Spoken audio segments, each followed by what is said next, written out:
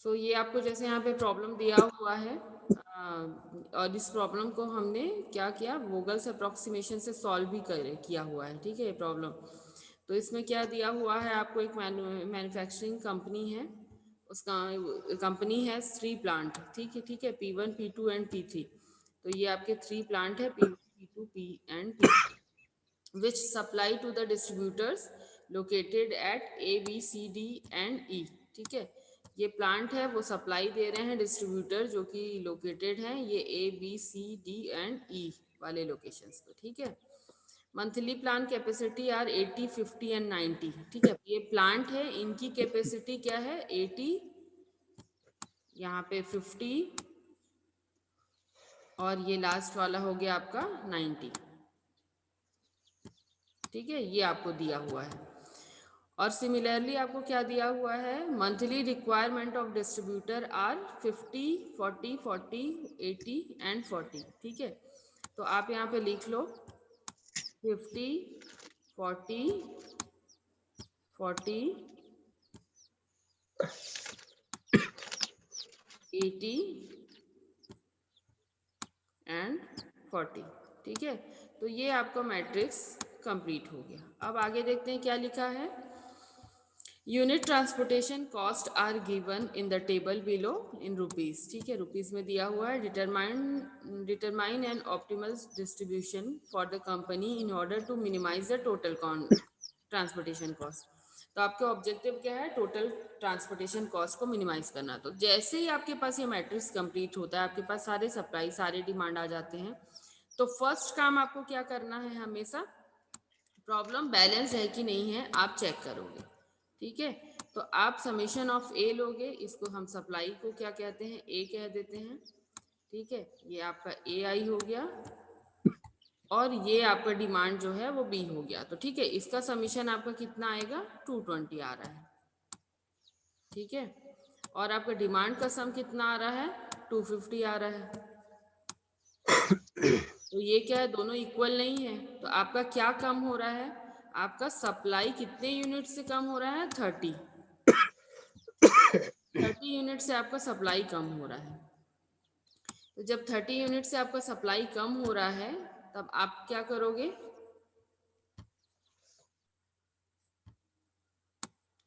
30 unit से आपका supply कम हो रहा है, तब आप क्या करोगे, आप एक डमी सप्लाई ऐड करोगे, ठीक है, डमी आप सप्लाई ऐड करोगे। तो अब देखो आगे कैसे सॉल्व होगा ये आप क्या करोगे, अपने सॉल्यूशन में लिखोगे check for the balance transportation problem. उसके बाद फिर आप क्या करोगे, summation of A I equal to B J करोगे, सप्लाई इक्वल टू डिमांड जो कि इक्वल नहीं है। So add dummy supply row with supply of 30 unit, ठीक है, ये आप यहाँ पे ऐड कर लोगे। तो आप एक क्या करिए, रो ऐड कर रहे हो, यहाँ पे रो ऐड कर रहे हो एंड उस रो पे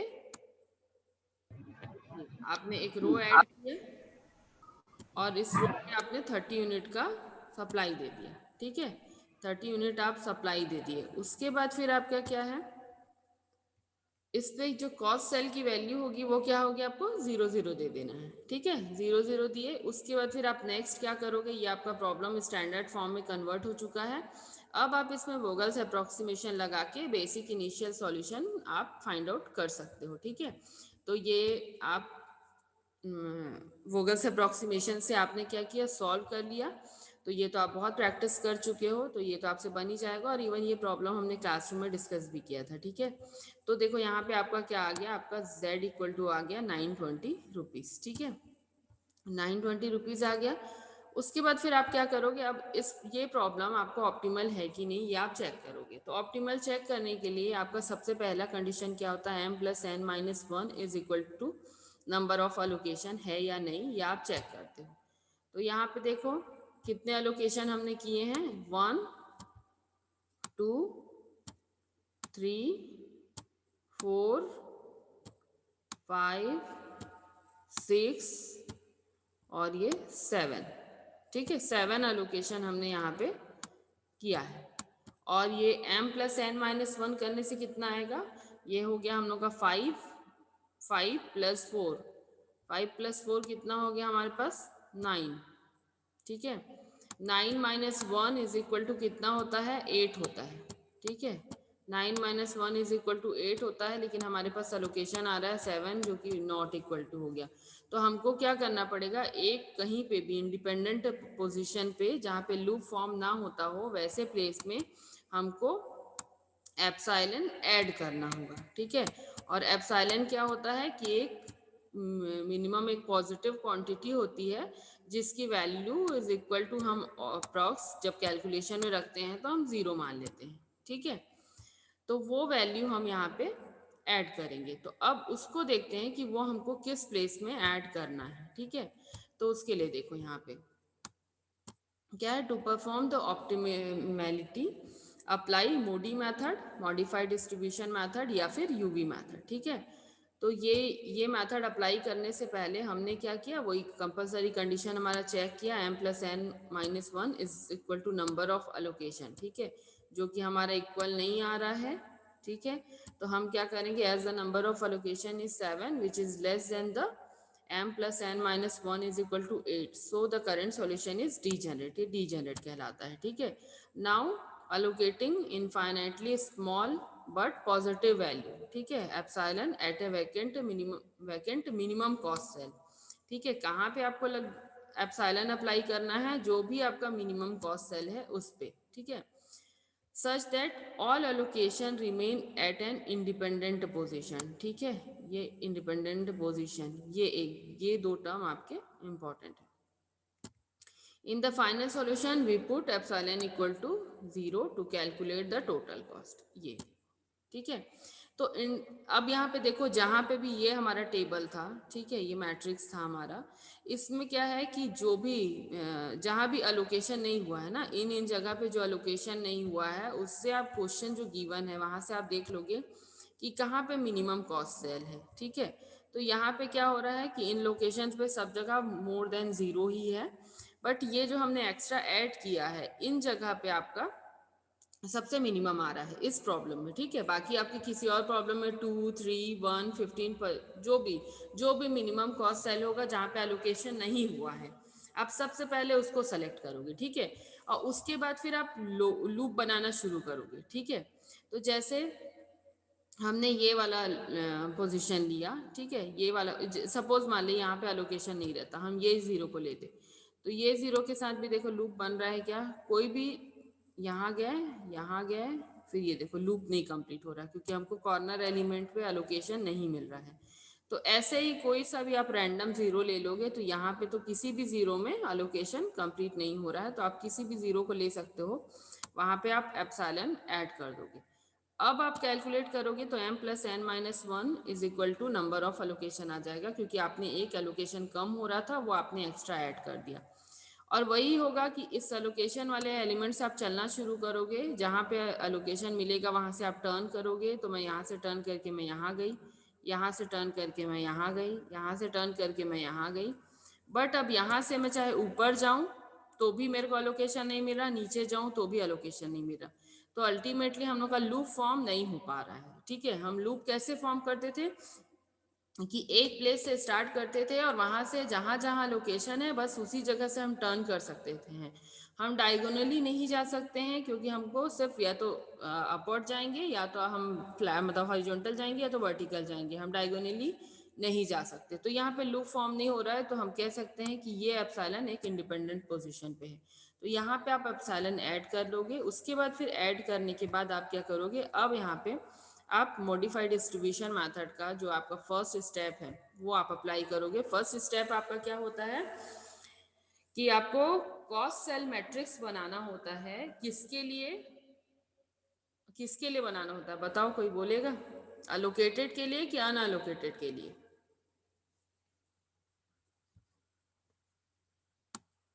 चलो कौन बता रहा है, चैट बॉक्स में लिखो जल्दी से कि कॉस्ट सेल मैट्रिक्स जो बनेगा वो किसके लिए बनेगा, अलोकेटेड कि अनअलोकेटेड?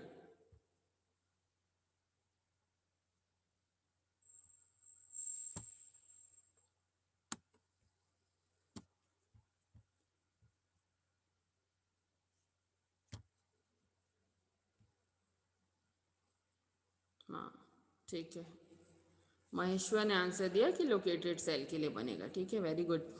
तो हम क्या करेंगे, कॉस्ट सेल मैट्रिक्स बनाएंगे फॉर लोकेटेड सेल या फिर अलोकेटेड सेल, ठीक है, जहाँ पे हमने अलोकेशन दिया है, ठीक है। अब देखो यहाँ पे मैंने उस दिन भी कहा था कि आप ध्यान देना ये है कि जो टेबल में गिवन था इनिशियल जो दिया रहता है हम उस चीज़ को लेते हैं, जो हमने अलोकेशन किया है उसको नहीं लेंगे, हम कॉस्ट सेल को ले रहे हैं, ठीक है। तो यहाँ पे आप कॉस्ट सेल ले लिए, यहाँ पे 6, फिर यहाँ पे 3 4 3 4 6 4 3 0 0, ये आपके अलोकेशन आ गए, ठीक है। उसके बाद फिर आप क्या करोगे, V1 V2 V3, इधर U1 U2 U3 U4 लिख लिए, V1 इक्वल टू 0 एज्यूम करके आप क्या करोगे, सारे वैल्यूज फाइंड आउट कर लोगे। तो इसका हमने एक और वो किया था कि हम ऐसे ऐसे करने से क्या था, कई बार टाइम ज़्यादा लग जाता है, तो आप क्या कर सकते हो, डायरेक्टली भी उसको कैलकुलेट कर सकते हो, ठीक है। डायरेक्ट कैलकुलेशन का भी हमने बताया था कि क्या है, यहाँ पे आप कैसे कैलकुलेट कर सकते हो, या इन दोनों का सम क्या आना चाहिए, 6 आना चाहिए। यदि ये 0 है तो ये U1 क्या आ जाएगा, आपका 6 आ जाएगा। तो ये देखो U1 आपका 6 आ गया, ठीक है।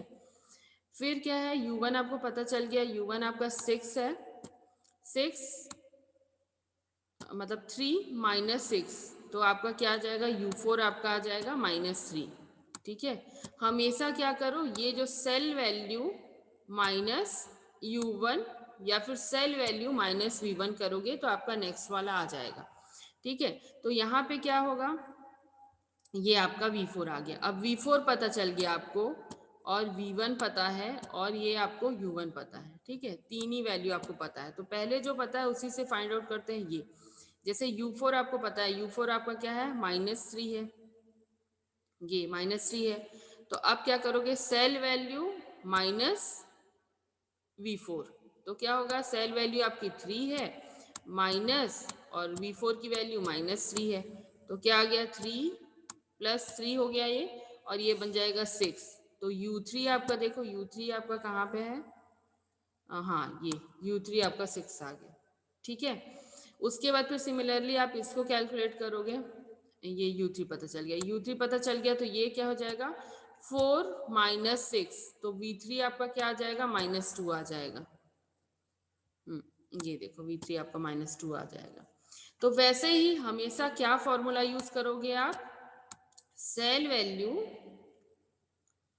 माइनस आपका U और V, कुछ भी करोगे, ठीक है। तो U या V जो भी करोगे, तो यहाँ पे जो भी यहाँ पे लिखोगे उसका अपोजिट आ जाएगा। जैसे आप U करते हो तो यहाँ पे V का आंसर आ जाएगा, और आप इधर V करते हो तो आपका इधर U का आंसर आ जाएगा। तो यही फॉर्मूला आपको लगाना है, ये या फिर ये, ठीक है। दोनों में से एक जो भी करोगे, यदि U लिखोगे तो V का आंसर देगा, V लिखोगे तो U का आंसर देगा। ऐसे करके आप सारी वैल्यूज कैलकुलेट कर लोगे, ठीक है। और सारी वैल्यू कैलकुलेट करने के बाद आप नेक्स्ट क्या करोगे, आप U और V की वैल्यू यहाँ पे रख के एक टेबल बनाओगे, जहाँ पे अलोकेशन था पहले, ठीक है, अलोकेशन वाले कॉस्ट सेल थे, उनको आप क्या कर दोगे, क्रॉस कर दोगे, ठीक है।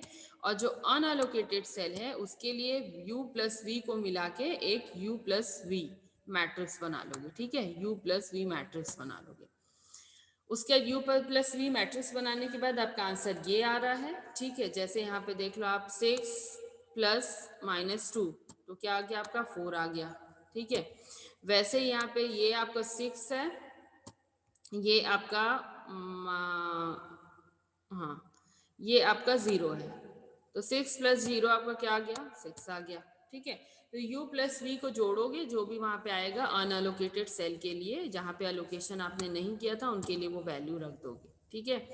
फिर आप स्टेप 4 में क्या करोगे, स्टेप 4 आप नेक्स्ट क्या करोगे कि ये जो मैट्रिक्स आपको मिली, ठीक है, ये U + V मैट्रिक्स है, उसको आप क्या करोगे, ओरिजिनल जो मैट्रिक्स के गिवन था आपके क्वेश्चन में उससे आप माइनस करोगे, ठीक है।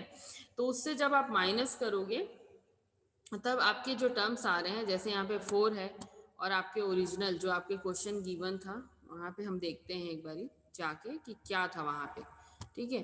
तो यहाँ पे जब हम क्वेश्चन में जाते हैं तो क्या था वहाँ पे, ये है 5, ठीक है, 5 था। तो 5 माइनस 4 आपका क्या आ गया 1। ठीक है, वैसे ही यहाँ पे भी क्या था 8 था। ठीक है, तो 8 था तो क्या हो गया 8 माइनस 4 आपका क्या आ गया 4। वैसे ही आपके सारे ये सेल इवेल्युएशन मैट्रिक्स कहलाता है, ये बन जाता है। अब जब सेल इवेल्युएशन मैट्रिक्स में आपके सारे टर्म्स पॉजिटिव या जीरो होते हैं, इट मीन्स क्या है आपका ऑप्टिमल सॉल्यूशन मिल चुका है।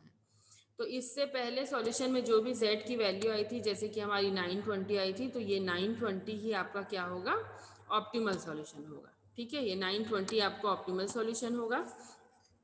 और जैसे कि यहाँ पे आप देख रहे हो कि कुछ वैल्यूज आपकी जीरो इंडिकेट कर रही है। ठीक है, मोर देन 1 आपकी वैल्यूज जीरो इंडिकेट कर रही है, तो इसका मतलब ये है कि इसके एक अल्टरनेटिव भी ऑप्टिमल सॉल्यूशन हो सकता है। तो आप चाहो यदि, वैसे तो ऑप्टिमल मिल चुका है हमको, बट आप चाहो तो आप अल्टरनेट ऑप्टिमल सॉल्यूशन के लिए एक स्टेप्स और भी आप सॉल्व कर सकते हो। ठीक है, कि आप इसके बाद इसी जीरो को लेके आप इसमें से कोई से भी एक जीरो लेके इंडिपेंडेंट पोजीशन बना के आप लूप फॉर्म कर लेते हो। ठीक है, और लूप फॉर्म करने के बाद में आप क्या करोगे उसको या लूप फॉर्म करने के बाद आप वही प्लस माइनस वाला जो हम रूल लगाते थे वैसे करके आप सॉल्व कर सकते हो। तो लूप कैसे फॉर्म होगा, सपोज मैं इस वाले को पॉजिटिव लेती हूँ, तो यहाँ से मैं यहाँ चलना शुरू करी, यहाँ से मैं इस क्रॉस वाले में चली गई, यहाँ से मैं ये क्रॉस में चली गई और यहाँ से मैं ऐसे आ गई, तो ये मेरा लूप फॉर्म हो जा रहा है। ठीक है, तो ऐसे करके आप और सॉल्व कर सकते हो। और यदि आप नहीं भी करते हो तो ये आपका करंट सॉल्यूशन ऑप्टिमल सॉल्यूशन है, और जिसकी वैल्यू आपकी z इक्वल टू 920 है। ठीक है, तो इस तरह से ये सॉल्यूशन आपका कंप्लीट होता है। और किसी को कुछ डाउट है या कुछ प्रॉब्लम है तो वो पूछ सकते हैं। और ऐसे भी आप लोग आज होमवर्क करो, थोड़ा घर में प्रॉब्लम